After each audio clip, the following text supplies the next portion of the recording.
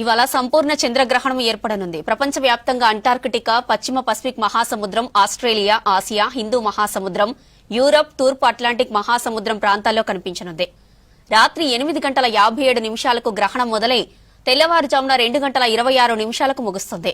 ప్రజలకు స్పష్టంగా కనిపించే అమ్రా దశ గ్రహణం మొదలైనప్పటి నుంచి తెల్లవారుజామున 1:27 వరకు ఉంటుంది. పూర్తి గ్రహణ దశ రాత్రి 11 గంటల నుంచి 12:23 వరకు ఉంటుంది. ఈ గ్రహణాన్ని ప్రత్యేక పరికరాల అవసరం లేకుండా నేరుగా చూడవచ్చు.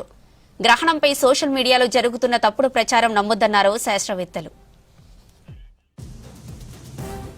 2025లో మొత్తం 4 గ్రహణాలుంటాయన్నారు శాస్త్రవేత్తలు. ఇందులో 2 చంద్రగ్రహణాలు, మరో 2 సూర్యగ్రహణాలున్నాయన్నారు. వీటిలో ఒక చంద్రగ్రహణం మార్చి 14న ఏర్పడింది. ఇవాళ రెండో చంద్రగ్రహణం ఏర్పడనుంది.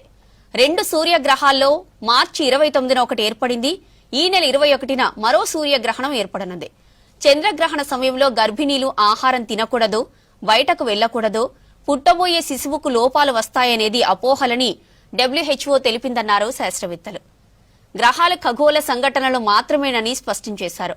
అవగాహన లోపం వల్ల మహమ్మారి, ప్రకృతి విపత్తులు, రాజకీయ పరిణామాలతో ముడిపెడుతున్నారన్నారు. కొంతమంది ఉద్దేశపూరితంగా ప్రజలను తప్పుదోవ పట్టిస్తున్నారని తెలిపారు శాస్త్రవేత్తలు.